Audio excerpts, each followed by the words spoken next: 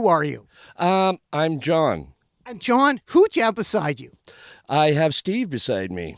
Hello, Steve. Hello there, and that's John next to me. And John and Steve are from? I'm from, Victoria. British? Columbia. Actually from there. No means? No.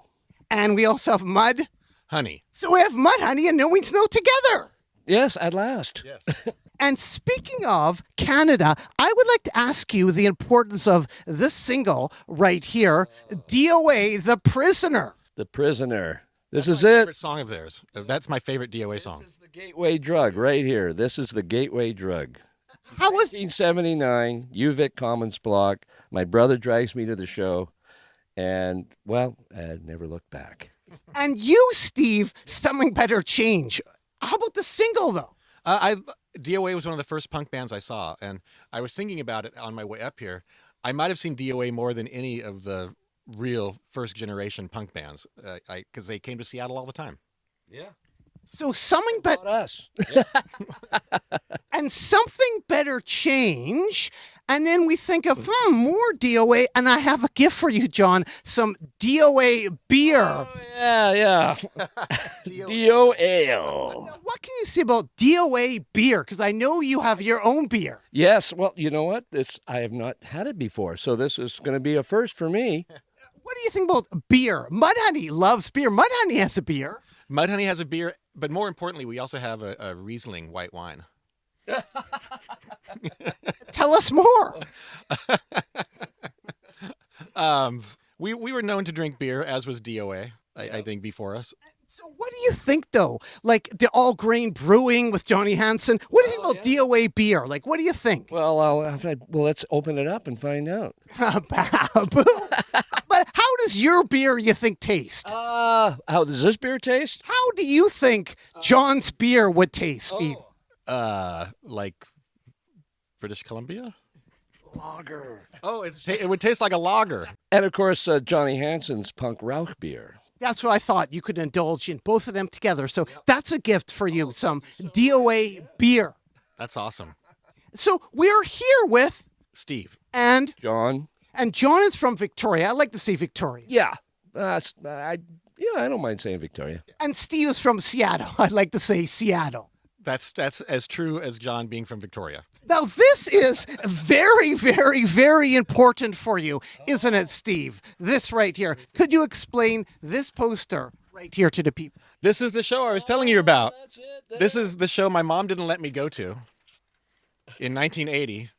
And there was a riot at it, apparently. A big fight broke out. And my friends went. I had a couple two older skateboard buddies that got to go to the show. And a big fight broke out, and they were hiding behind an upturned table with the drummer from Black Flag, Robo. And they claimed it was started by, punk rockers from Vancouver. But they started a fight with some of the Seattle punks. And it went to hell in a handbasket, and it ended up on the front page of the Seattle Times the next day. And my mom showed it to me like, see, this is why I didn't let you go. And that was a very important gig for you. The Veins stuff, right? Tell us about the Veins. Well, the Veins were, the singer, guitar player was Chris Crass, who ended up in the Muffs years later. Rest in peace, Kim. Yes, exactly. But the Veins, I only saw a reunion show by them in 1984. Duff came back to town. I think Duff was already living in LA, so maybe it was 85. And they did a reunion show, and I got to buy the Veins single for $1 from them. What's really wild about this poster is you played with Black Flag on that tour No, I don't think we a bit later. No, Did you ever in OAP Hall? I saw Black Flag every time they came to Victoria, which was also a game changer for all for all of us living there. There was such a great live band, but I don't believe we ever played with them on the same bill. Do you believe, John? I don't know. We can't remember if we ever played a show together. Yeah. My memory resides. Would have. Yeah. But who knows? I was actually going to ask you more about Black Flag here, Steve. This poster right here, and John, some Black Flag. Yeah. Dish rags. Wow. Drags. Look at this poster here. We have Black Flag and Oh, Bludgeoned Pigs. That's important to me. Bellevue Square. Yeah, Bludgeoned Pigs, one of my first jobs I had with Jerry, who was the guitar player for Bludgeoned Pigs, and I was a senior in high school. This is crazy. And I was working in a Japanese restaurant with this guy Jerry, who was no longer into punk rock, but apparently when he was in the Bludgeoned Pigs, he wore a tutu and had a mohawk. But I was complaining that I couldn't get a good guitar sound, and he asked me what distortion box I was using, and I said, "What's that?" and he kind of had a little sly smile, and the next day he gave me a super fuzz pedal. Oh, so Jerry from Bludgeoned Pigs is responsible for a lot. Thank you, Vancouver and the Bludgeoned Pigs. Yes, very much. And I have a gift for you, Steve, right here. A framed picture of the Bludgeoned Pigs by Bev Davies. Well, I think that's maybe Jerry played bass. Tony Baloney from the Real Mackenzies is there on the left. Is that Jerry over here? I can't tell. Tony is playing bass. I don't know. There we have. That's a gift for you, Steve. A framed Bev Davies pic of the Bludgeoned Pigs. A Canadian connection to Mudhoney. Very much so. Fuzz, is fuzz important for Mudhoney? Fuzz, well, according to Steve, it was the genesis, I think. Yeah. That made me start buying other fuzz boxes, because I was like, as soon as I plugged it in, I was like, holy hell, okay. Right. And then I understood how all the 60s bands got their sound, the Count 5. So thank you, Canada. Thank you, Black Flag, the Bludgeoned Pigs. There's a lot to thank Canada for when it comes to punk rock. Actually, on that poster, who do we see? Dish rags. Dish rags, yeah. What can you say, John, about the dish rags? You mentioned a bit about the gig, because they were on that gig, right? Yep, Love is Shit. Yep. Yeah, they were on that bill. No, they were on that bill with DOA that you saw. Yeah. And is it true, like in your brand new book, Rob talks about something about the dish rags heckle? I don't recall that. I don't recall that. Maybe it was Rob, I think. Yeah, Rob said the dish rags were getting heckled, and he didn't like that. So he grabbed the beer from the guy doing the heckling, drank the beer, and then gave it back to the guy. Okay. That seems like a very Canadian thing to do. Yeah, really. Yeah, and the Dish Rags, Canadian band, on a Seattle label. What label? Modern Records from Seattle. Oh, okay. I forgot that. They came to Seattle a lot right before my time. Like I think the border was so easy to cross back then. The Canadian bands, they were pretty much local bands in my mind. Because I like Subhumans, and I know Dish Rags came down a bunch, but I think they were done by the time I was going to shows. Yeah. But you getting across the border, wedding suits? Yes, wedding suits. That was our first time. We went with the Neos. We went down, I guess it was 84. And we're like, well, what are we going to do at the border with all our gear? And it says, well, we'll just say we're planning a wedding at a friend's. Didn't you hang up the wedding suits? Hang up the wedding suits so they'd be nice and obvious. I need to point out that I used to correspond with the Neos back in '83. I was a huge Neos fan. And it was the Neos that told Jello about No Means No. And here you are today. Yeah. It's so your inspiration for keeping the Neos going. I'm almost Canadian. So around this time, there was a lot of punk rock happening, but also there was a lot of metal happening. What can you say, Steve, about Northwest Metal Fest, the metal scene that was happening? Overlord. Metal Church, Overlord. Well, Overlord was buddies of ours in Green River, and they went on to My Eye, two of them, in the late 80s era. But my time in Green River made me hate heavy metal for a few years. So I was ignoring heavy metal at this point. What did you think about heavy metal? Not much. Rarely crossed my mind. But it was huge around 84, wasn't it? Totally, yeah. We can talk about Metal Church, because Metal Church, the singer, the guitar player, Kurt Vanderhoof, he was a Aberdeen dude, and he was originally in the Lewd, one of the first Seattle punk bands that put out a record, Trash Can Baby and stuff like that. They were terrible but great at the same time. Yeah. Like cartoon punk. Right. But then he moved back to Aberdeen, and he had a bunch of punk records, and the young Melvins, before they were the Melvins, knew him, and they would go over, and that's where they first heard punk rock, was through Kurt. And then Kurt went on to form what are they called? Metal Church. Well, I never saw them or anything. And Kurt Cobain honored Kurt by spelling his name the same way. Is that what that Notice how... Yeah. Okay. Kurdt. I didn't know that connection, but that makes sense because Aberdeen. Kurt Cobain called himself Kurt on Bleach. Yeah, and like I think Kurt Vanderhoof did a lot to spread punk rock to the 7 people in Aberdeen that were interested. Now, what's really cool about your book, Nomeansno, from Obscurity to Oblivion. is in the actual book. Like here we have the actual book. I was given a hard copy cover. I wasn't. And if we open up to an anointed page, what do we see? There we are. Yes. Could you please explain to the people what's going on here? Well, Jason had us all, of course, sign these first books, but this, which I have here in the building right now, is the original stamp from the Here Come the Wormies single, the first thing that Robbie and I released back in 1980. That's what's so cool about your book is I love the fact that if you open up the original Wormies 7-inch, Let me do that. This is incredible. Like, what's the connection? The connection is I still have the stamp. In fact, it's sitting right there. I know. It never got lost, and well, there you have it. See, I never got an Personalized. original copy of this single. I never managed to find this one. Why didn't I got connections. I can send you one. why didn't Steve find that single? Very few people did, but yeah, that's why I still have some. Literally. But Did it have distribution? Was it? worth about $2,000 each on eBay, so I'm just waiting for a few years. And How hard did you look for that one? I looked. I tried to get everything from up here. I at one point they've almost all passed through my hands, except an original Death to the Sickoids, and this one. classic. Now, for your other record you put out, Mama, is it true, like in the book, it was sold door to door by Emma? No.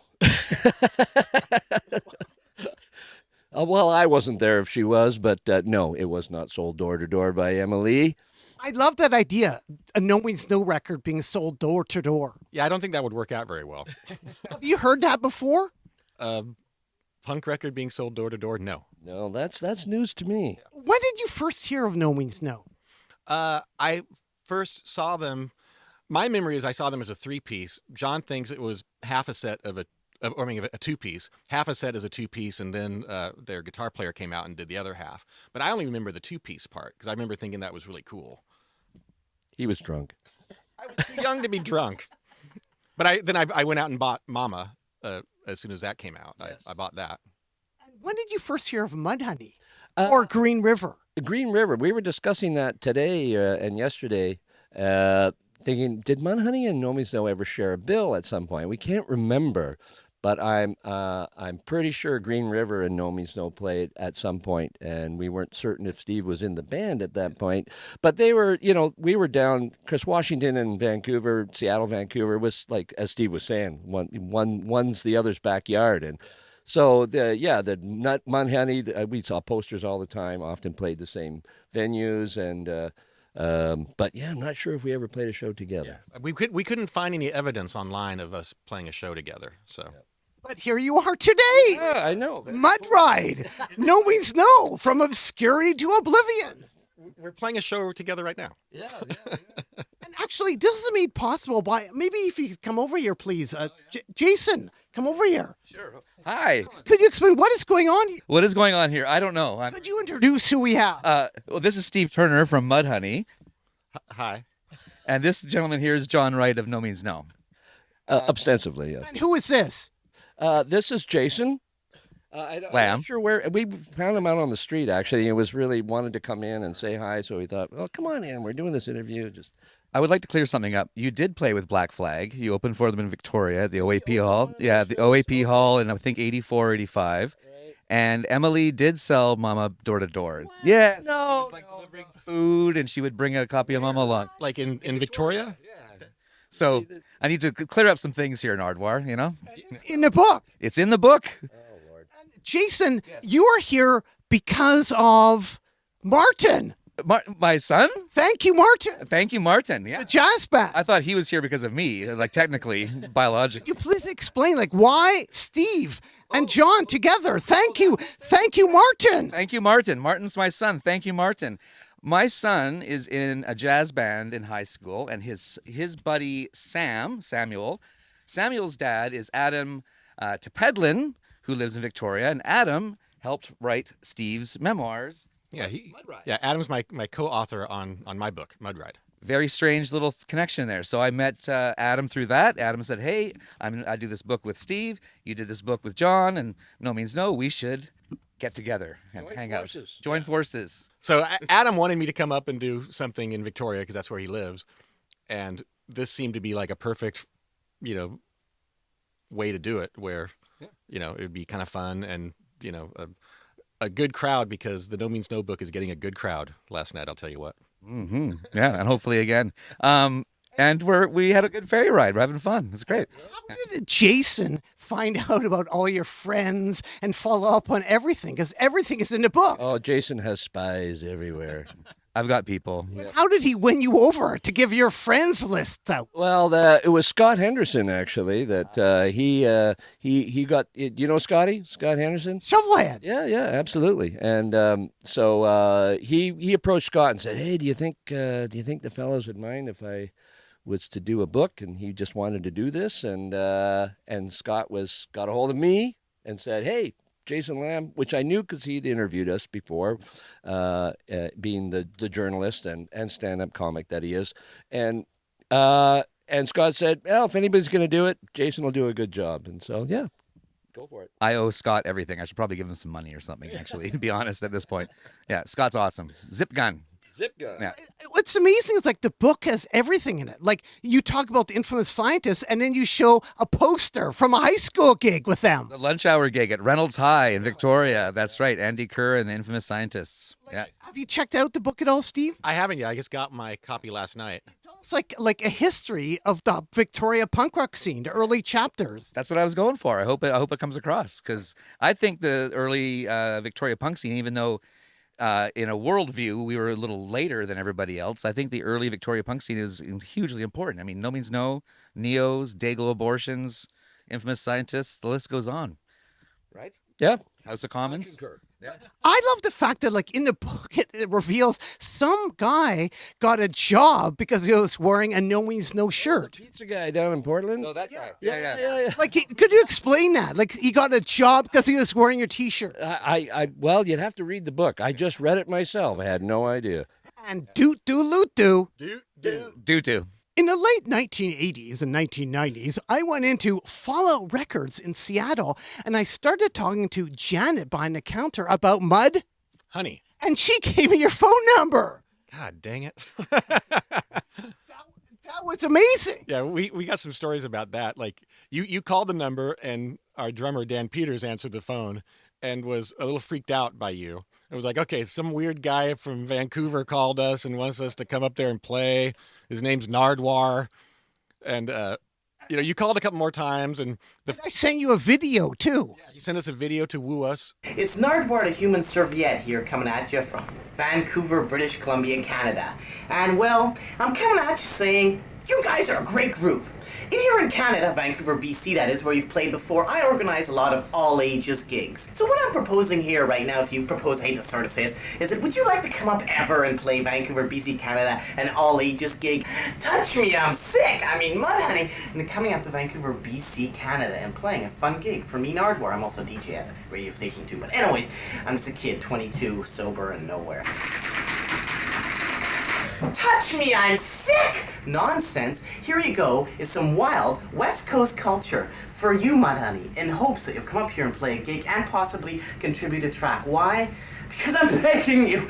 Please. So, here's some West Coast culture.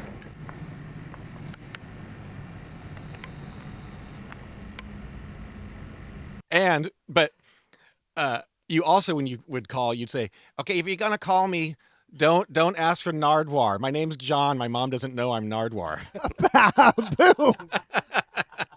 And then I asked you up to a gig, and I put on this gig, which is amazing. And here's a poster from the gig right here. What do you remember about that gig? This is a gig we put on at UBC Sub Ballroom. So from Fallout, thank you, Janet. Yeah, Janet's awesome. Yeah, and Russ, let's not forget her husband. That they both owned the shop together. But yeah, this show, we was on the campus, right? The UBC Sub Ballroom, which you have played many times. Not many times. But you know it. I know it. Yeah. But we had Beat Happening with us, and we'd done a few shows with Beat Happening when Calvin was doing that Sound Out Northwest series of all ages local shows in small towns around Washington. And, you know, I love Beat Happening. And, you know, we came to love Nardwuar, clearly. But yeah, I remember the show really well. So at that gig, because I was presenting it, Nardwuar the Human Serviette, I had the bright idea to hand out painted pennies. Oh, I don't remember that. And the idea was people would return the pennies at the next Nardwuar gig and get Another one. a nickel. Oh. So I was Investment. so I was handing out all these pennies. It was amazing, but I'd never put on a gig as big as Mudhoney before. Yes, yes. This sounds like some sort of Ponzi scheme. And so as I am handing out the pennies, I got frustrated Why? because people were throwing the pennies back at me. Oh, yeah, well. And when I got frustrated, I asked for everybody to, Throw the pennies back at you? no, I asked everybody to spit on me. Oh, no. Oh, I remember that. Okay, I do remember that now. Yeah, that was a bad idea. Steve's bad ideas. Yes, this is Nardwar's bad idea. And now we're gonna have a once-in-a-lifetime opportunity. We're gonna have both parties.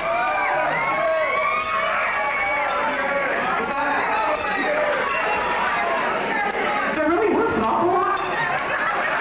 Okay, now I want everybody to spit on me, okay?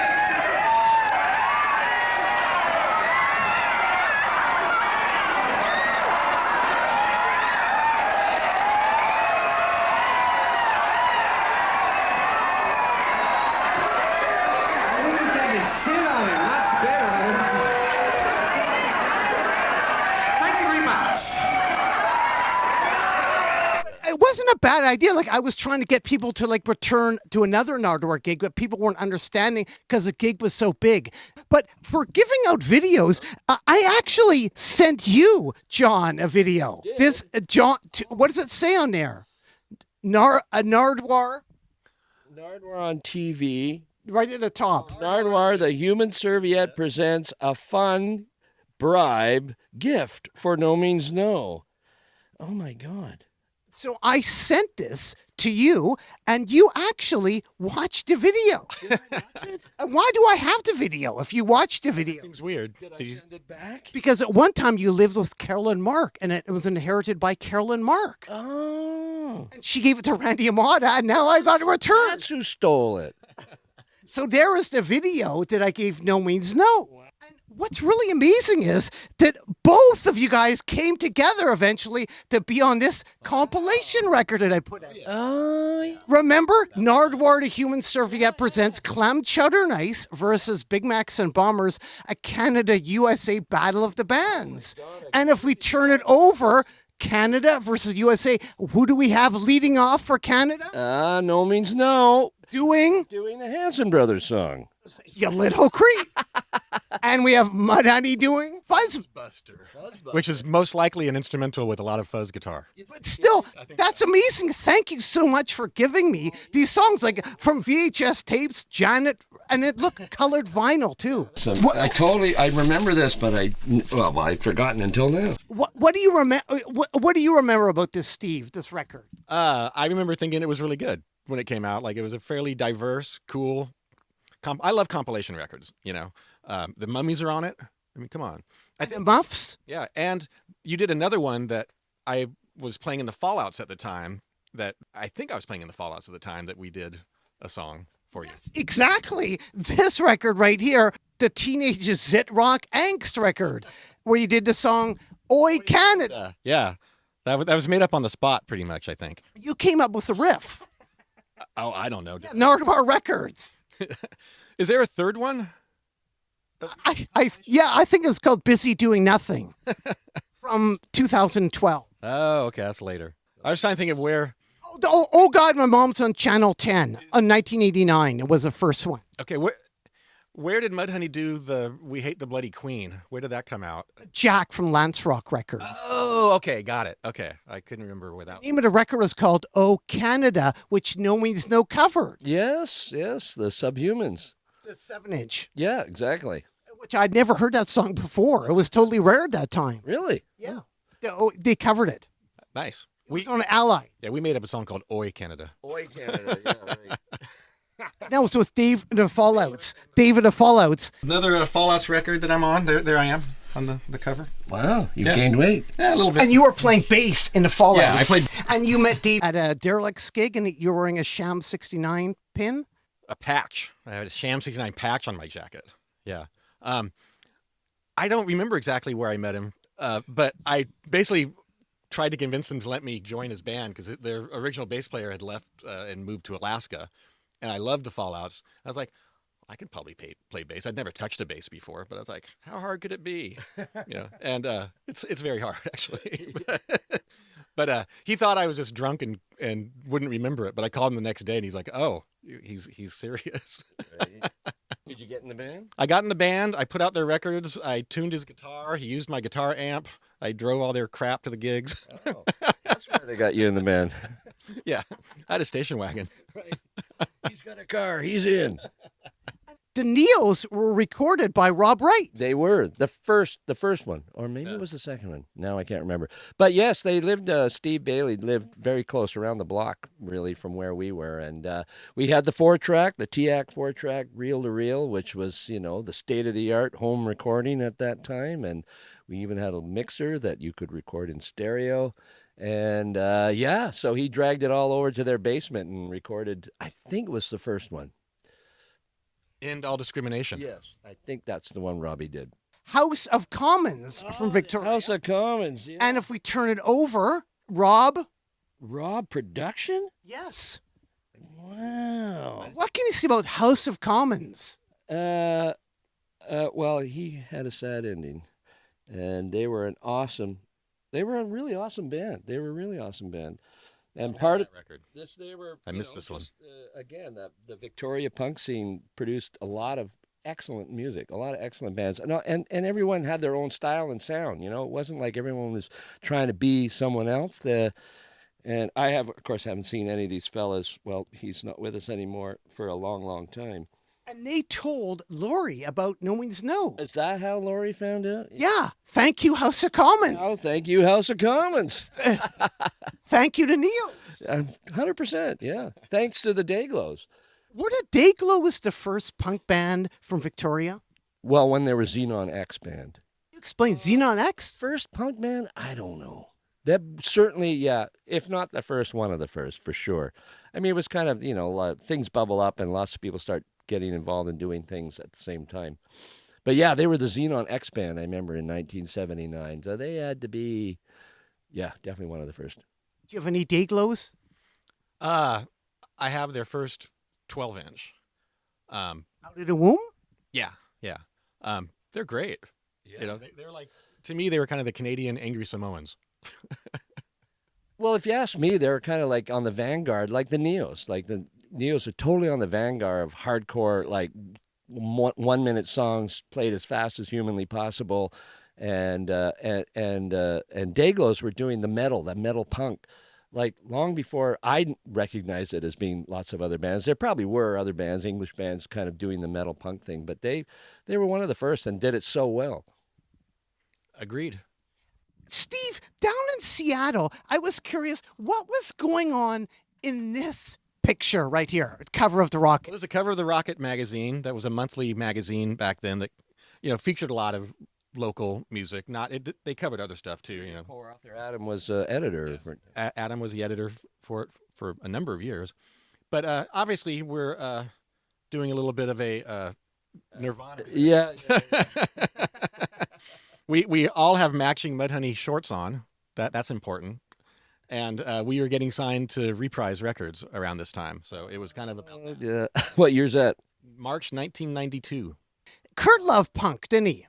Sure. Like he did some punk covers. What punk covers did you play with Kurt?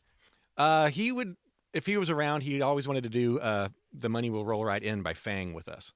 So he did that a few times with us. They're another great band. Yeah, Fang was awesome. They were, we couldn't tell when they first came to Seattle. I think the Human, turned me on to them, like John Bigley, the singer. He bought the record and he's like, we listened to it and the lyrics were so ridiculous. We're like, are they joking or are they just like really dumb? And I never answered that, but that first couple EPs of theirs are genius, of just sleazeball punk rock. At Kurt's house, is it true you picked up this book at Kurt's house?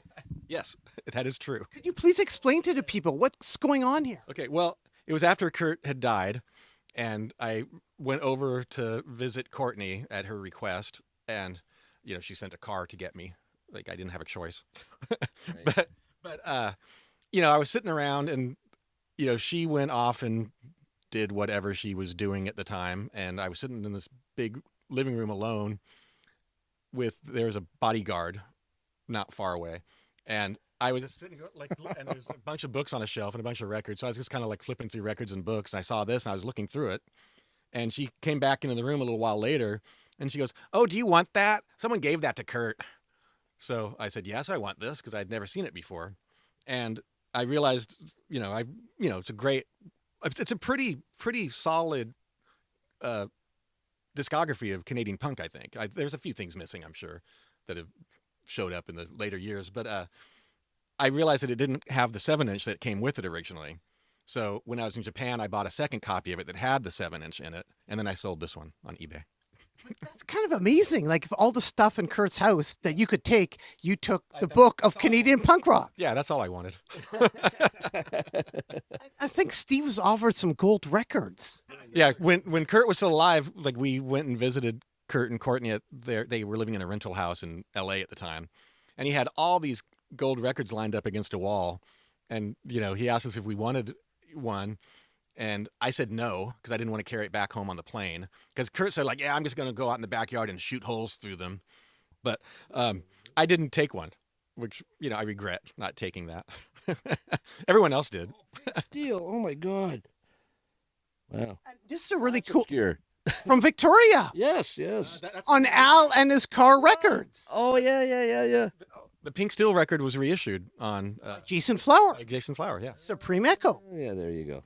And actually, looking through this book, there's Nomeansno, but also the Nomeansno Nirvana connection. When I talked to Kurt Cobain, I said, "Is it true? Did you meet at a DOA gig?" I thought, Kurt and Courtney met at a DOA gig, but Kurt actually said, "Was it Nomeansno?" Did you first meet Courtney? And this is Courtney Love. Did you? I've heard, because we're here in Canada, Vancouver, BC, Canada. I heard a rumor. I think I might have read it in Interview magazine that Kurt and Courtney first met at a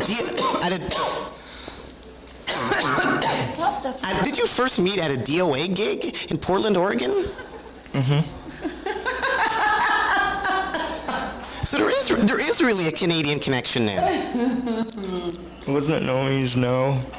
It was one of our shows. It was our show. It was my show. I played with DOA a couple times. I don't remember where.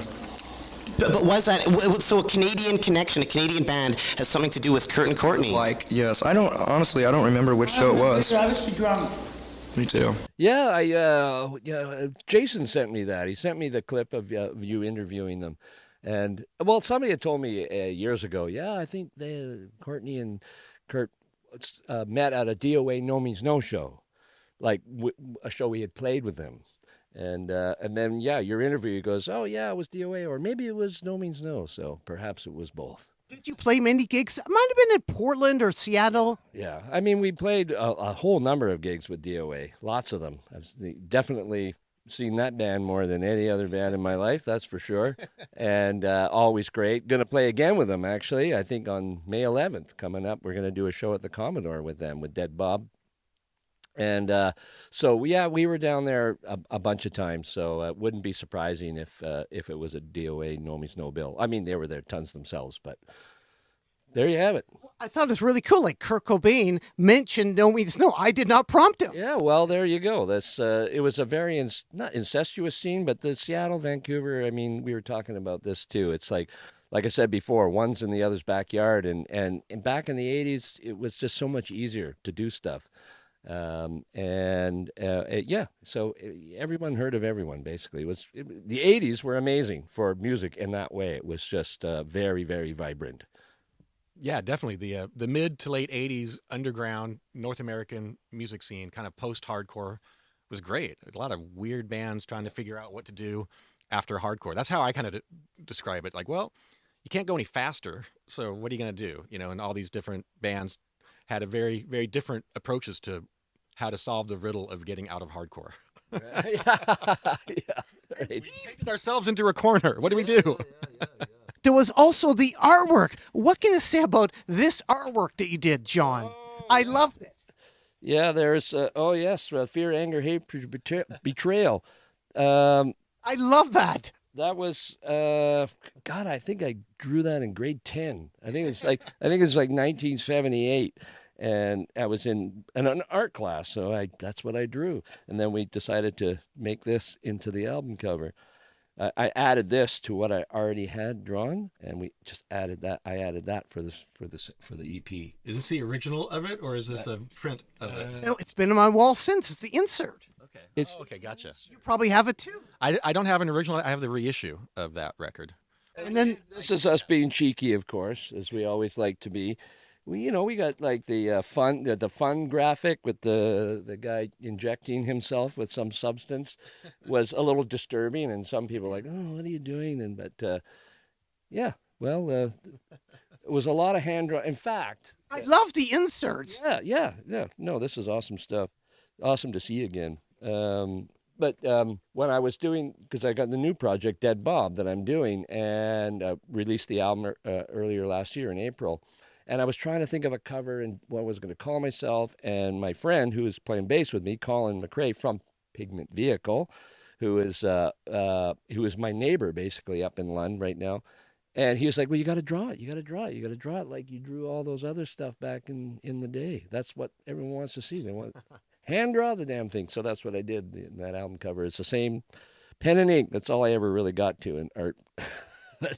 Now, speaking of drawing, etc., and Nardwuar, the Human Serviette gigs, what do you remember about this gig right here, featuring the Oh, the Hanson Brothers. Nardwuar, the Human Serviette presents Where was this? at the West Van Rec Center? Rex. Yeah, that was a good show. That was a crazy show. And I think it was. I only saw you a couple of. I think this was one of maybe 2 times I'd seen the Evaporators, and that was really fun. And of course, the Smugglers And Seaweed. and Seaweed. Nice. Seaweed, Tacoma, Washington. Oh, right. Yeah. There you go. So at this era, who was in the Hanson Brothers? What do you remember? Do you remember anything about that specific show? That was 1992. 1992. That would have been, who would have been drumming? Oh, it would have been Kenny from Red Tide. Rest in peace. Yeah, rest in peace, Ken Jensen. Yeah, he would have been drumming for us when we first did that album for AT in '92. I did all the drumming. I did on the 3 Hanson Brothers. I would just I would drum the parts and we do the record. But we of course had to have a drummer live. And Gary Brainless was the first drummer that played with us when we were not really officially a band, but we did the Nomeansno clones, the Ramones, and we did some Hanson Brothers stuff back in the '80s. But then when we had the record done and we went touring and we went down to California and whatnot, it was Kenny that was drumming for us at that time.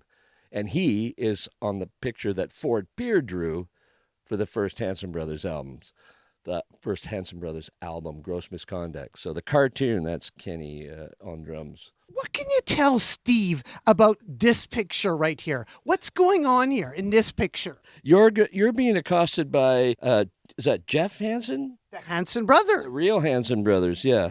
Who are the real Hanson Brothers? They were minor league hockey players, except he actually did get up in the NHL for a few games as an enforcer. I can't remember what team, but they were long time In the movie Slapshot. from minor hockey players, but they were professional hockey players. And when they made the movie Slapshot, they were just hired to a bunch of them were actors, of course, but they had to get some real hockey players, and these guys were goons. Anyway, So the enforcer is the one that starts fights and stuff, right? the enforcers out there trying to protect the goal scorers, and back in the '70s, of course, it was extremely fighting, and fighting was a huge part of the game. So then of course they became very famous from the movie, which is a complete classic. It's like one all-time top 10 in my view, and the best Paul Newman movie, I think. I've seen it. It's great. It's great. Yeah. It still written by a hockey wife. Yeah. Nancy Dowd, Yes, exactly. who also wrote Ladies and Gentlemen. The Fabulous Stains? Yes. Really? Yeah. Wow. Okay, that's heavy duty. These guys were, I guess you survived. And what am I giving them? Oh, yes, of course. It's my game. That's why Henry Rollins isn't in our book. I think he's still bitter about that T-shirt we made. I'm not sure, but Could you explain to Steve about the T-shirt? the stay home and read a book. Do you ever see that Nomeansno T-shirt? Well, we put out a T-shirt because Henry has that big tattoo on his back. What's the exact Search and destroy? Yeah. So as the flip side to that coin.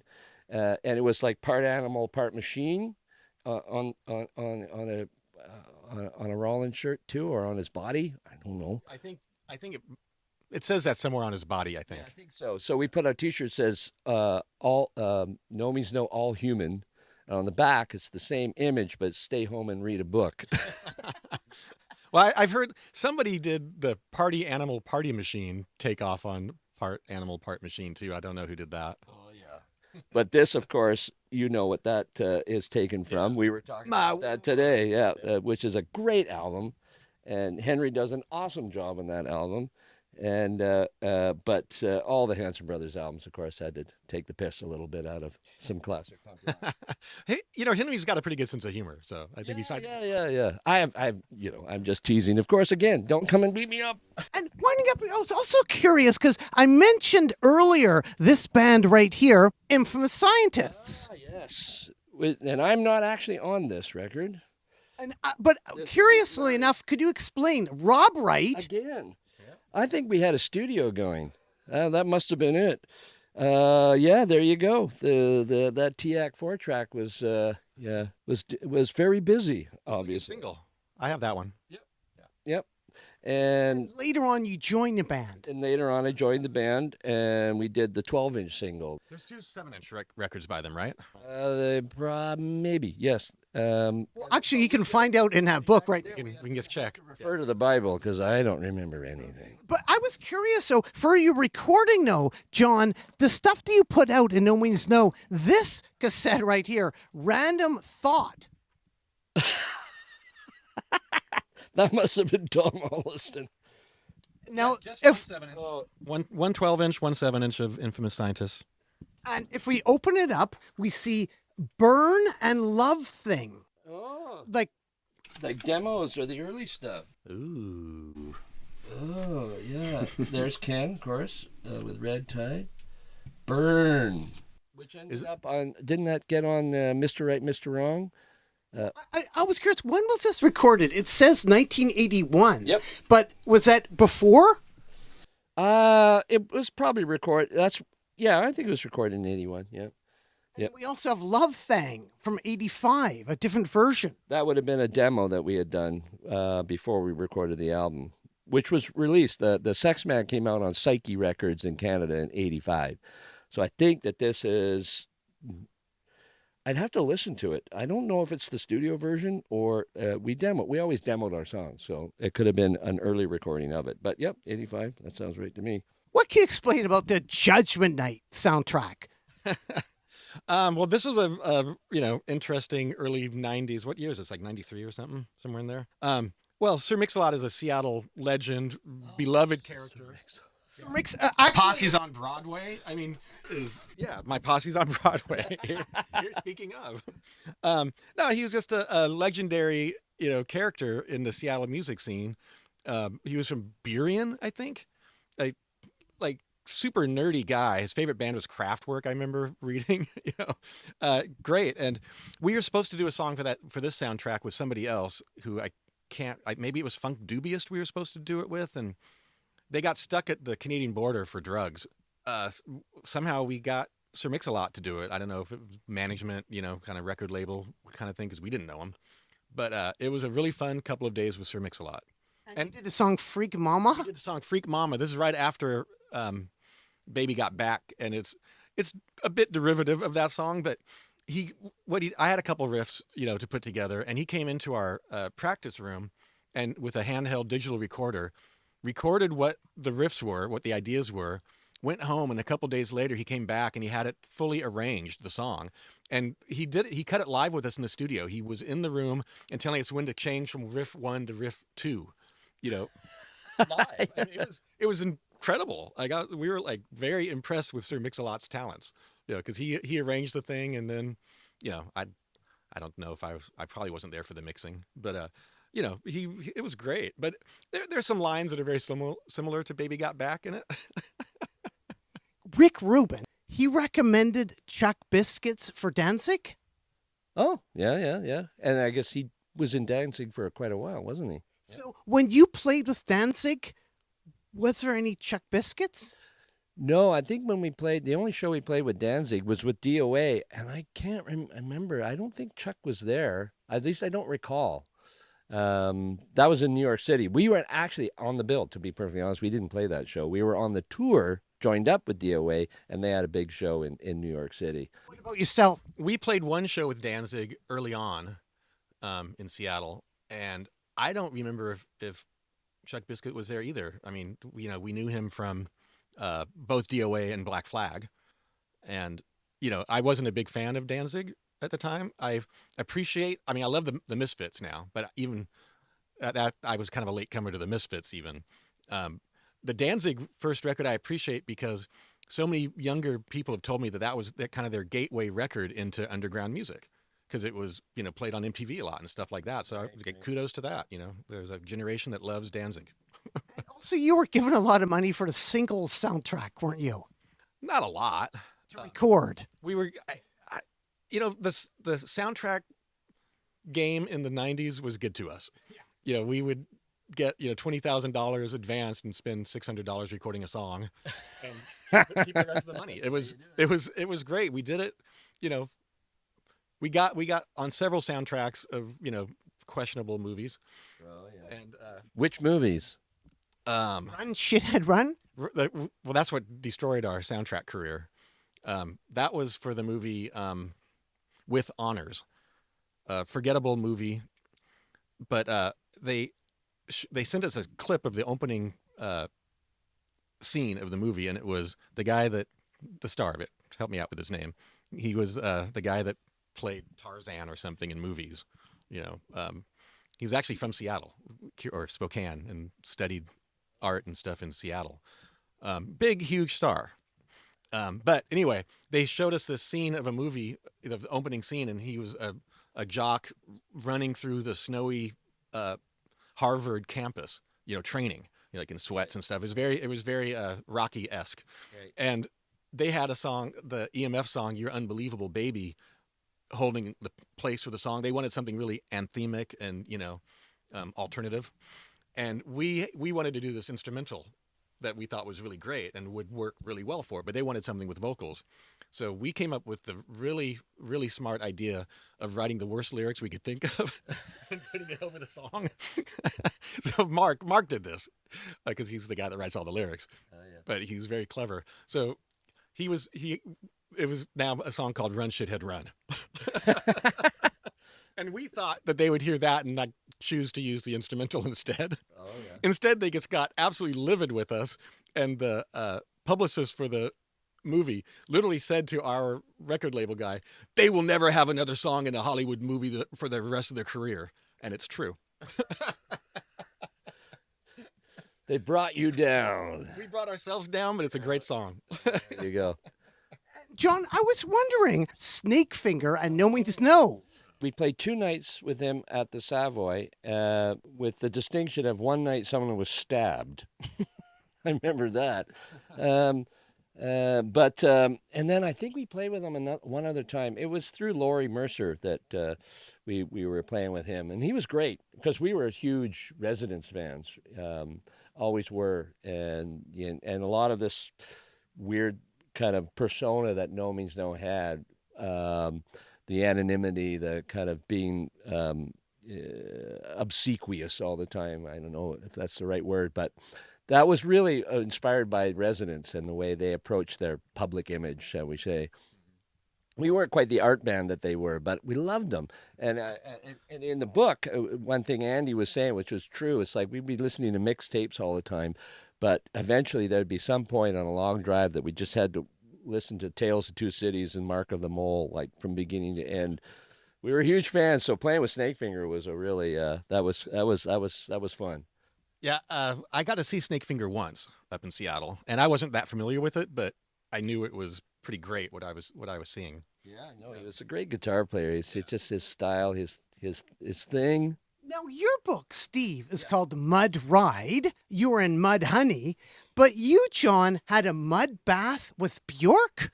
That was, yes, yeah, that was, Craig was talking about that. We went, the one and only time we went to Iceland, we played a show. It was like 3 opening bands, and I believe one of the opening bands, Bjork's brother, was in.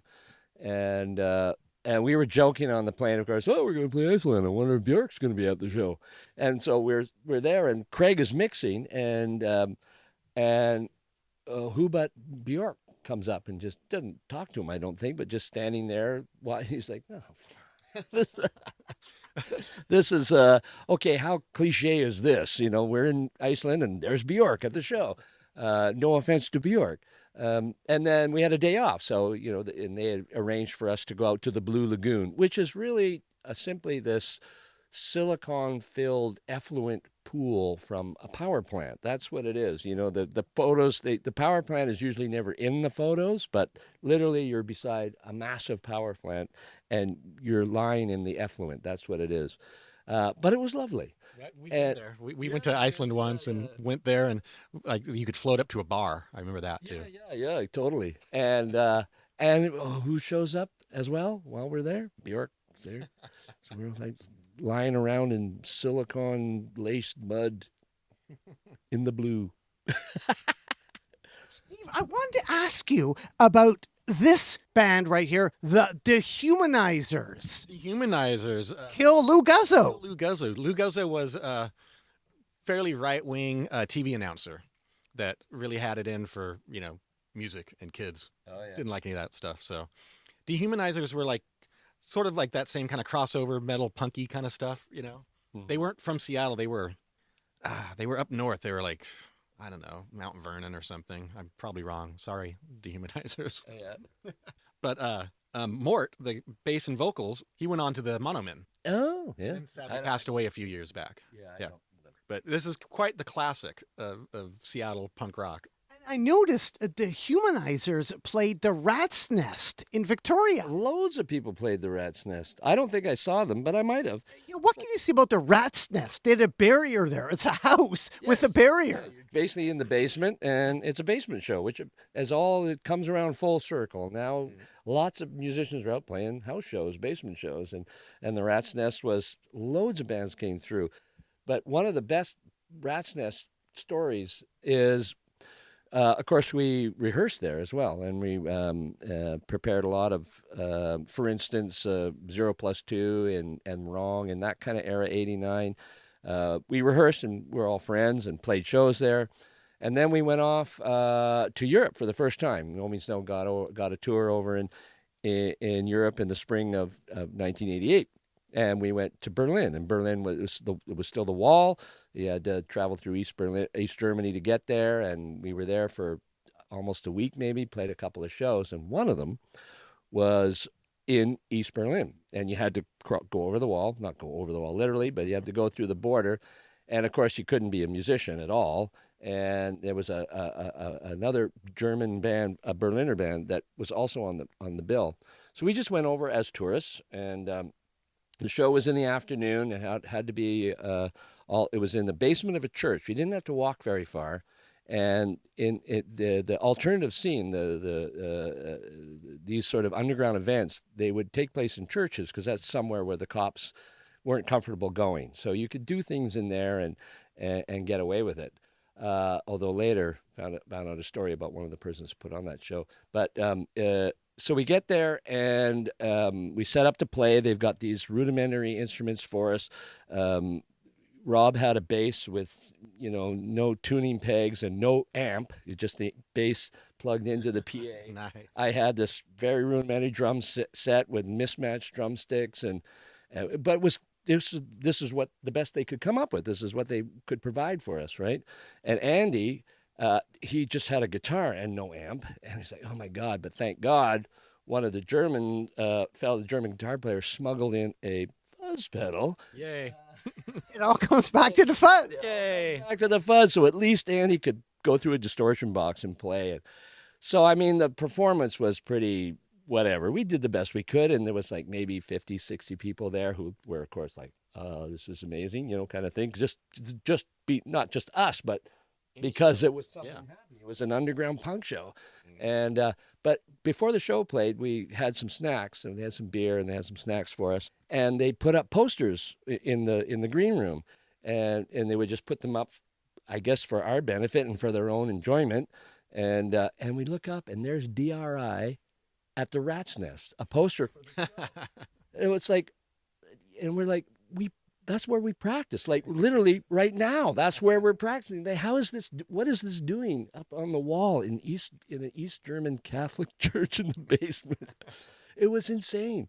I guess Gary had several pen pals. And Gary Brainless. Gary Brainless. And I think that ended up there through Gary just mailing. He would mail stickers and posters and to people he corresponded with. But it was like, oh my God, this world is just too small. It was very strange.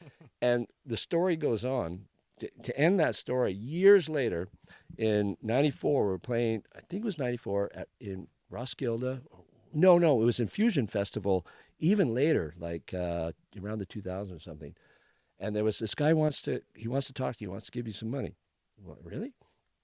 And he said, I hope I get this right.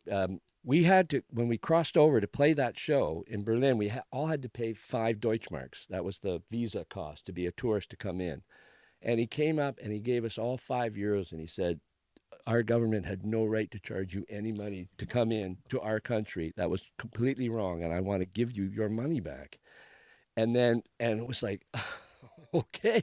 And then we talked for a bit, went on, and either one of the people involved in that show, or at least one of the people that was involved in the underground East German scene, was actually convicted and sent to prison for 2 years for putting on illegal shows. So, when people talk about the shows we put on here at that time, it's like the cops would come and all this. But there, you're risking jail to do any of this thing. So it was such a huge, big deal when a band came and played. When we went even to Poland or to Hungary or Yugoslavia, it was just a huge deal for them. It was and a real, it was like an eye opener for us, but also kind of an honor to have had that opportunity to, like you say, people into Danzig. What's the gateway? But to be part of the gateway for people to experience the music what we freely and enjoyed and played for years. So it was quite an experience.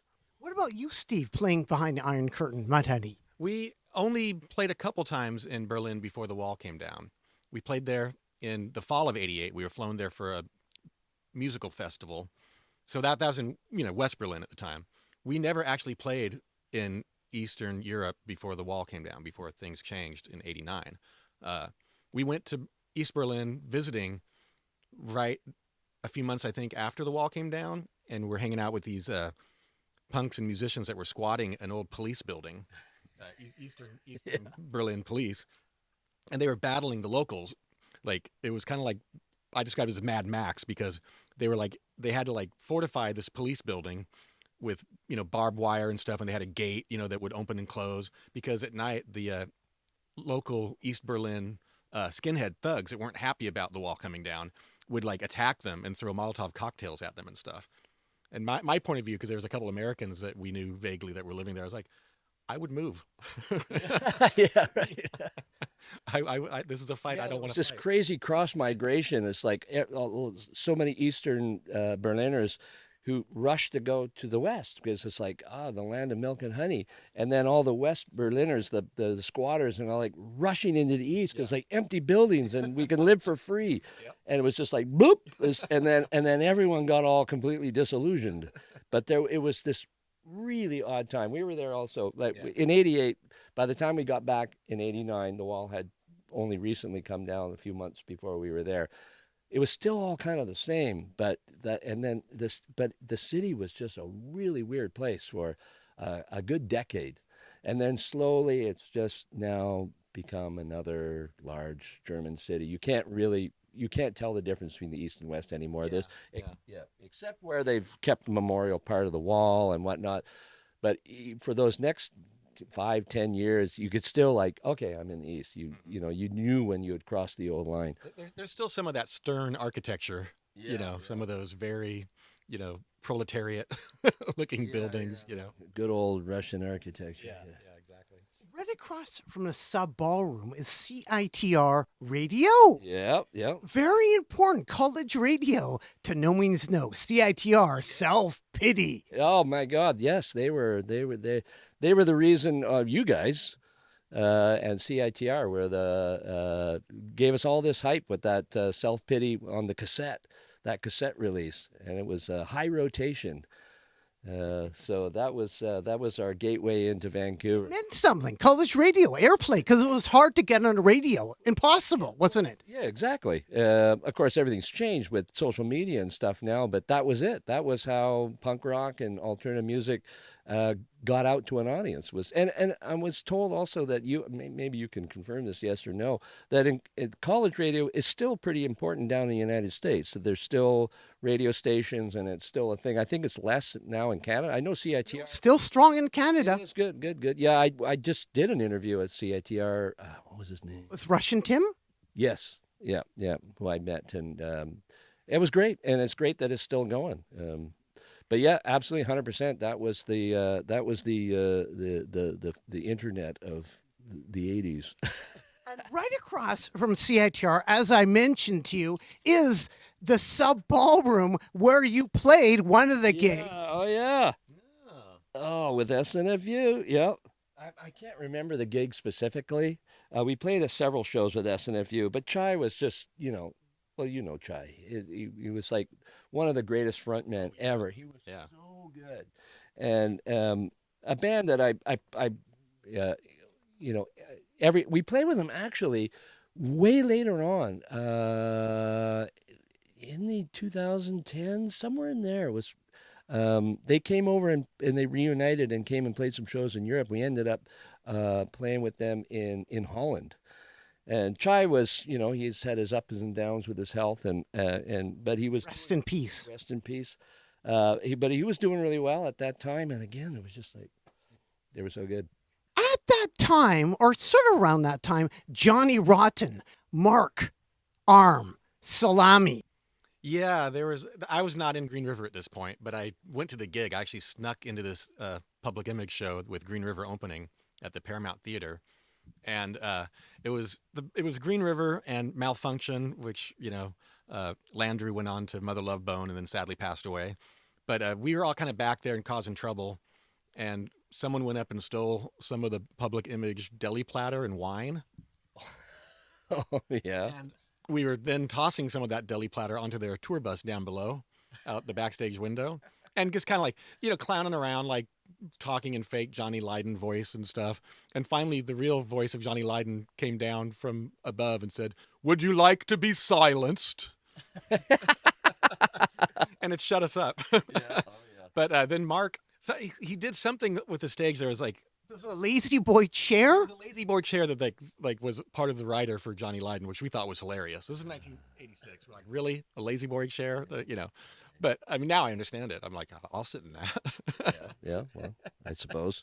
But they were kind of screwed over with sound check and that kind of stuff. They didn't get much of the stage, and I think Marcus kind of said to the crew like, well, we might make a mess up here, so you might want to move some of your gear back a little bit. And there was a mark for Johnny Lydon's microphone that I know I'm going to get this story wrong, but Mark changed the mark for Johnny Lydon. I think maybe he said Mark Arm, or maybe he moved it somewhere else on the stage. I don't remember. There was something he did I didn't notice, and Mark's mentioned it in interviews in the past. Do you know the actual story? Isn't something to do with like a Pill song called Seattle? That came later. One of their There's a song called Seattle. Yes. and I think it's a bit of an angry diatribe about Seattle. But I don't know if I've ever actually listened to the lyrics of that song to figure out what he's talking about. But yeah, I'm sure he got that shit from young punks a lot. I mean, this is like a bad era of public image. It was that, they weren't. Yeah, Johnny Lydon is like, Yeah, he seems like a putz. yes, he's a total putz. Very near Vancouver is Seattle, Washington, and Pill have a song called Seattle. Was that song inspired by a lazy boy chair that was stolen by the band Green River, who opened up for you when Pill played in Seattle? Pardon? I didn't understand any of that. You talk too much and too slurry. Oh, okay, John Lydon. Here it is. You have the song Seattle by the band Yes. Pill. When you play... Well, firstly, I'll tell you how Seattle was written. It's because we had a week off in the middle of a tour and we were stuck in Seattle. And so, we coined the song title, Seattle. It wasn't at the time very relevant to the song, really. But then years and years and years later were those riots you had in Seattle over the World Trade Order. Yes? And if you check out some of the refrains in the song about palaces, barricades, threats, me promises, it shows a great deal of foresight on my part. I had heard, John Lydon, that the song Seattle was inspired also by a lazy boy chair, like a chair that had been stolen from you by the band that opened for you. Chair? A chair had been stolen. Like the band that... I'm sure if that was the case, a chair would have been mentioned. Because apparently it was about a band... Yes, but listen, when I write songs, they're not obtuse, right? And if it was about a deck chair, I would have said so. So that's nonsense. April the 7th. What? April the 7th. Was that Mudhoney's first show? April the 7th. I don't know. Your birthday. Mudhoney Day. Oh, that's the Seattle official Mudhoney Day. Yeah, We have an official Seattle Mudhoney Day? we do. Yeah, it's decreed by the mayor. Like, I guess it's April 7th. They didn't tell you? There's an official decree that I think I got in the mail for it. Yeah. I think it's so amazing how you've been like adopted by Seattle. Sewage and the Space Needle? Yeah. There was a, this was one of our weird COVID projects, but they had to drill a new sewer tunnel, and they had this giant boring machine that they were trying to do like a little public relations thing and get it named after something, that is evocative of Seattle, I guess. Right. And the two musicians that they came up with was us and Sir Mix-a-Lot.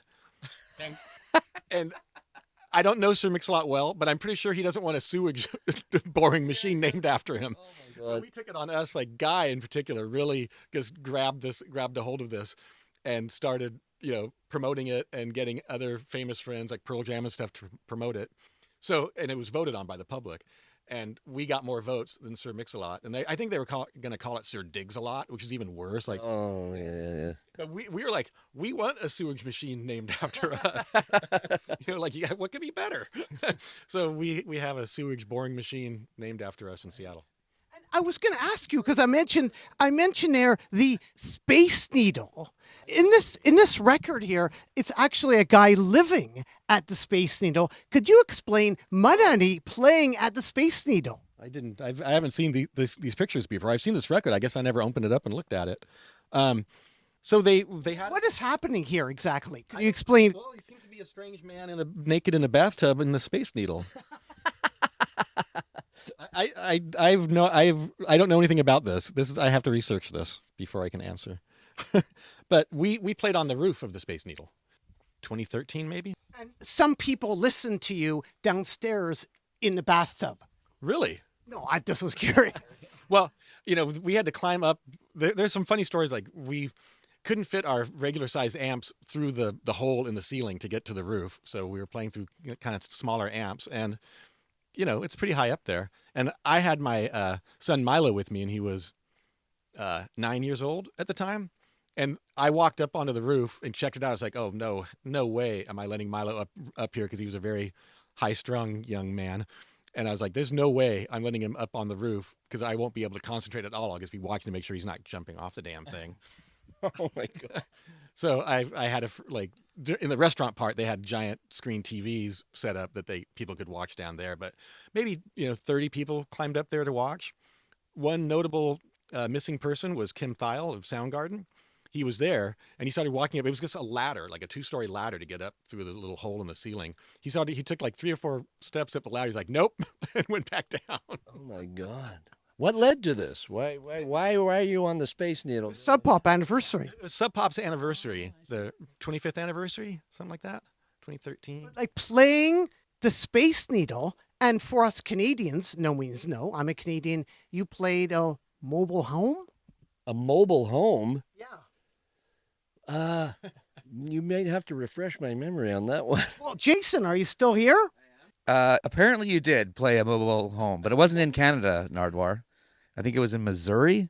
In Missouri, a mobile? Does this ring a bell at all? Your first U.S. tour? Jello told me about this. First U.S. tour. That's a big blur. We never played a Friday or Saturday night. I know that. Played a backyard in Arizona. Are we fact-checking the book at the wrong time? It might be. Did that story make it into the book? I can't even remember. I didn't think it did, but okay. You also played a club on that tour that burnt down. Oh, Nice save there. Nice save. Thank you very much. Yeah. But apparently the mobile home thing, Jello told me about this. It was like a big mobile home. It was in Missouri, some weird little town. And there was another band there, and you guys, it was like you almost knocked the thing over. Does it ring any bell? No, it doesn't ring any bell. No, I don't know. That does not. Maybe I wrote a fictional book. I don't know. Still get the book. Like, History of No Means No. We're not quite sure what's real. never let the truth get in the way of a good story. Exactly. I completely agree with that. Yeah, it's a good credo. Our second ever gig outside of Victoria, though, was at Kent Maximum Security Prison. So I don't know if you've played any prisons. We have not played any prisons. We've only spent some time. Thank you, Jason. People should still check out the book. Absolutely, regardless of how factual it may or may not be. Yeah. And do. I do. Now, Steve, your book is slightly different than John's book, but your book has a contribution from Don Anderson.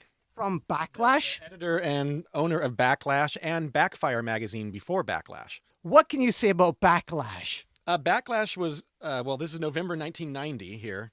And she was, her first fanzine was Backfire, which is more of a heavy metal based fanzine, but underground metal, like that, Metal Massacre record or whatever it is you were showing me. Mm-hmm.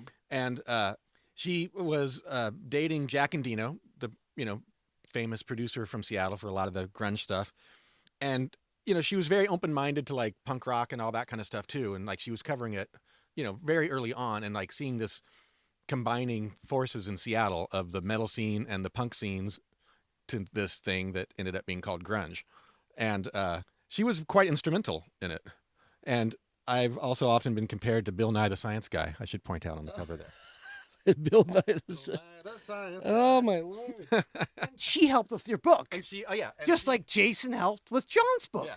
And Dawn transcribed a lot of our Zoom meetings, which must have been some sort of hell. But she was very instrumental in it because even if she couldn't quite make out exactly what I was saying, she knew what I was talking about because she had lived through the exact same world with me. And so she corrected some mistakes I had, some factual mistakes and stuff, like saying, it's not exactly how it went. Exactly how it went down, yeah. But she was very instrumental in it, yeah. You at one time headlined over Peter Gabriel? Well, it was the one ginormous rock festival we ever played, where we were on the big stage, was a festival in Denmark called Roskilde. So, and we were scheduled to play probably on one of the smaller stages, but a couple of weeks before the festival, I think it was Pantera. Suddenly couldn't play their slot. It was like Friday night, 1 a.m. It was a Thursday, Friday, Saturday, Sunday festival, 4-day festival. And they had to change their spot. We have to play earlier the previous day or something. They had a scheduling trouble. So it's like, okay. So they had Friday night, 1 a.m. open on the big stage. And Peter Gabriel was at 11 o'clock. He played from 11 till midnight or shortly thereafter. So he was the headliner, and then Pantera was the big rock loud act that would follow. And so Gijs, our tour manager at the time, got a phone call. And they say, "Hey, do you think Nomeansno would like to just play on the big stage at 1 o'clock after Peter Gabriel?" And he was like, "Yeah, sure, yeah, let's do it." So yes, technically we headlined over him, but not really. But it was the prime. That's it, babe. Thursday night, only about half the crowd's there. Friday, everyone's showing up after work. They start rolling in around early Friday evening, and that's when they get their drink going. And by 1 o'clock, that's when everyone's just full on ready to party. So we have, I don't know, you couldn't see the end of the people. You probably played a festival like that. We certainly hadn't. Yeah, we've never played Roskilde, actually, which is kind of strange. At least don't quote me on that. We might have. But Yeah. Something similar happened to you? No, but it's funny, like in some festivals, that would be the mop up, Cleanup.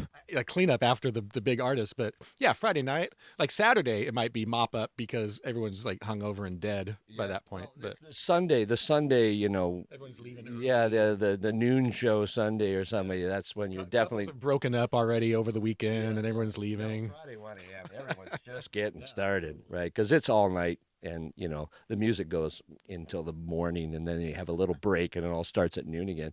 But yeah, this is before everybody hasn't been pissed for 3 days straight. And your first tour, in contrast, was all squats? Yeah, pretty much. I think that our first tour over there, the sort of the Concurrent, and which was the sort of booking side of the Conquerel, which is a Dutch Amsterdam label. They were, everyone was connected in Europe, in the Western Europe, and it was all these little punk organizations and indie promoters, and it was all kind of the circuit was all the squats.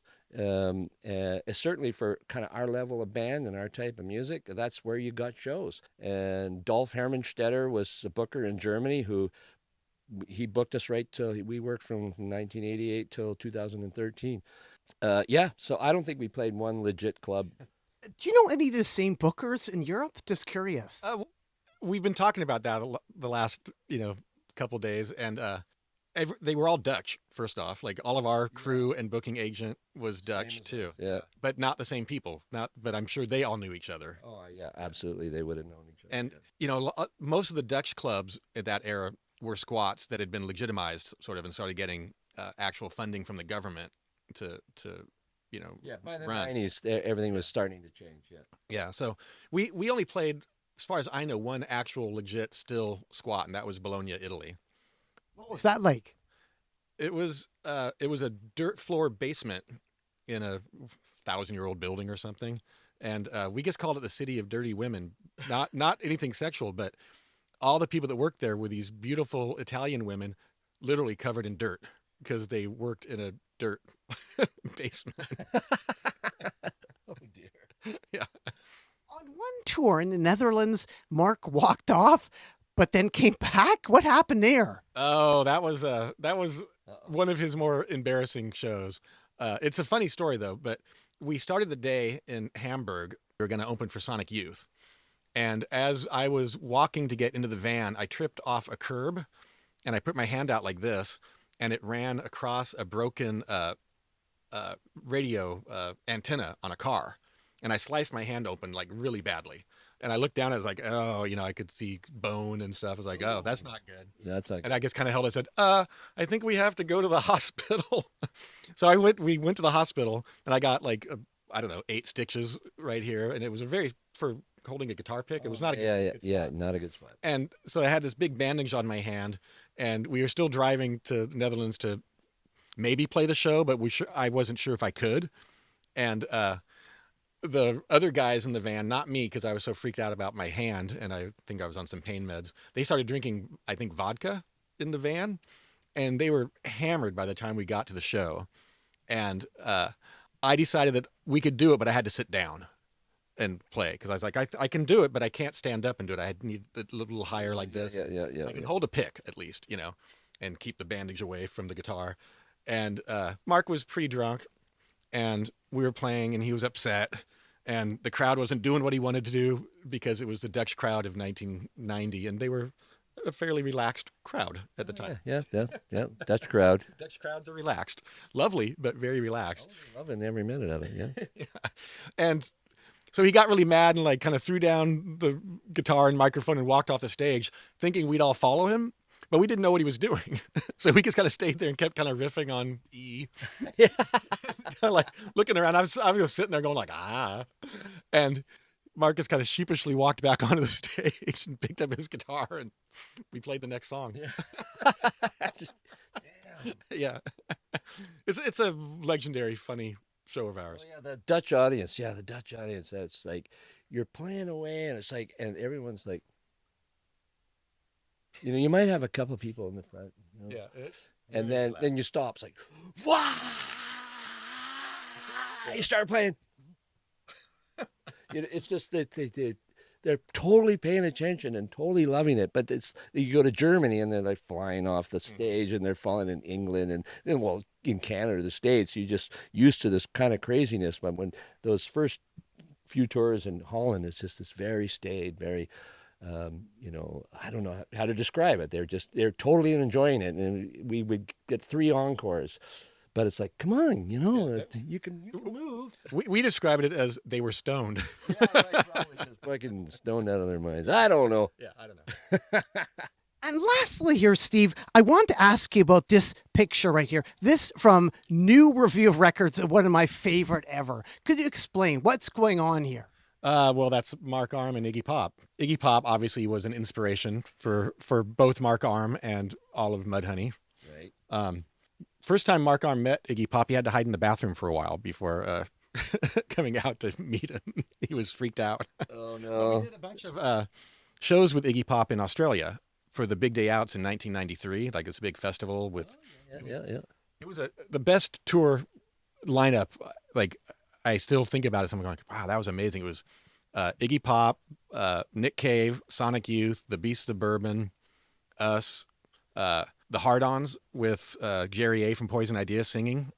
Oh, fuck. Yeah. It was a pretty amazing tour. I know I'm missing some major players in it. Big festival, yeah. But it was pretty amazing, and we got to be buddies with Iggy. He was in a very relaxed phase of his life at that point. He was happily married and not drinking or anything. Talking about how he liked to vacuum. Don't we all? Yeah, I look forward to it. What's the closest you got to Iggy Pop? What's the closest you've got to Iggy Pop? Not close, I don't think, unless we're somewhere passing on the highway. So ballroom? Yeah, no, not the sub ballroom. I never saw Iggy, but I have a good Big Day Out story. We never played Big Day Out. We went. It was with DOA, of course. There they are again. DOA took us down to Australia when when Andy had left the band in '91 and Tom was joining. We'd done the Hanson Brothers, and we encouraged Tom to play with us in Nomeansno. We had the opportunity to go with DOA to Australia. 2 drummers at that time? And we brought in the 2 drummers, although we didn't take the 2 drummers to Australia. It was our first forage. Cost-cutting measure? Yeah, pretty much. Well, the 2 drummer thing was still forming, the idea. But however, fast forward, about 2014, I get contacted by a band in Berlin, a band of robots, Compressor Head. And this is a fellow, an Englishman, I think from Sheffield, and he had built a mechanical drummer. He was very mechanically minded, and it was sort of art as well. And he coincidentally, another fella from Hamburg had built a guitar player, guitar player robot, and they've kind of just found each other in Berlin, and started Compressor Head, was just the 2, and they put out a little video of them playing Ace of Spades, and it went viral. Yeah. And then they think, well, we got to be a band. And they had a Dutchman, a friend of his, but was married and living in Australia. And his wife was the right-hand woman of the guy that does all the Big Days Out, or did at that time. Well, I guess he did it always. This was, of course, much later than '93. And so he got wind of this robot band, and he said, look, okay, how much is it going to cost to build a bass player to this Dutchman? and he ended up giving like 50,000 Australian dollars to build a bass player. He said, build a bass player and then bring them over and do the big day out festivals. So that's what they did, and that's how the bassist Bones was built, and they became this three-piece without any vocalists, and it was all because of this. The money from the Big Day Out Festival financed them, and then they went on to say, well, we need a singer, we want to be a band, we want to have some original music. So that's when they reached out to me, because they were big Hanson Brothers fans, and they wanted that sort of Hanson Brothers punk rock. They wanted the punk rock robot band, and that's how I got started with Compressor Head, which went on, and they built a second guitar player and the singer, and we recorded the album, and an album called Party Machine, which Party is Animal? No. But the song Party Machine, of course, references Party Animal as well. But yeah, so there you go. There's that. I was never in the Big Day Out, but I can thank them for the opportunity that they gave Compressor Head, who then gave me the opportunity to write for them. And that was an amazing experience. That sounds amazing. I'm not familiar with that story, so. Compressor Head. They did the one album, and we're already talking about it because Dead Bob wants to go back over, and he has another benefactor. I was talking about my friend in Switzerland, who also has helped finance and push that band to get it all finished and get the record recorded. And he's the singer on the album as one of the guitar players. And I went and actually did the vocals with him in Zurich for that album, and then we mixed it in Berlin. But unfortunately, the humans got in the way, and the band split up, and so the two guitar players are gone, which is very ironic because the original guitar player, builder of the guitar player, built this guitar player because his friends were playing in that, what's that, the squat in Hamburg. Anyway, he was living there, and he had friends in a punk rock band. He said, "Oh, they play the show, they play a great show, and then they just come back and argue and complain about it." And says, "Wouldn't it be great if just a band got up and played and didn't, make a big deal about it, And so, and of course, what happens is they all argue with each other, and the fucking band breaks up. So, but anyway, they want Frank Barnes. He's the guy, the English guy, and we're talking about he wants to get another guitar player. He's got to do one that plays two guitars because I've written all the songs for two guitars, so he's got to do one guitar player plays two of them, and do shows with Dead Bob. And the Swiss fella named Nick Leuthold, he's in it. He's also a punk rocker from Zurich, has been in bands, and he's got a new metal band that he's doing. So it's like we're trying to talk, how can we all get together and we can do the robots and Dead Bob. So it maybe that'll all come back to life. We'll see. Steve, hopefully some Mudhoney gigs coming up? We just did a bunch of touring this year for the new record, and we're going to go to Europe in August for a little over a month. That's our next thing. Guy moved back to Australia, so that makes some scheduling conflicts, I guess, a little more difficult. We have to plan further ahead than we're used to, so we're not used to that yet. Well, anything else you'd like to add? John Wright and Steve Turner. John Wright from Obscurity to Oblivion. Steve Turner, Mud. Right. Anything else you'd like to add to the people out there at all? Well, it was a pleasure to meet Steve Turner. We had never met before, and this was a really fun thing to do. And of course, Jason for putting that book together with Paul Prescott, and people are. It's thrilling. People have really enjoying the book, and I've not seen your book yet, and I haven't read it, but I've never done this before. And on my end, I'd like to thank my co-author Adam Tepetelen for kind of suggesting this whole project, and then also kind of helping get this 2 days up here in Canada for me together. I've had a great time so far, and there's a whole lot of records I have to look through. Yeah, well, there you go. Since we don't know if Mudhoney and Nomeansno ever played a show together, perhaps Dead Bob and Mudhoney might be able to get on a bill someday down the road. That would be great. Well, thanks so much, John Wright. Thanks so much, Steve Turner. Keep on rocking in the free world, and Doot.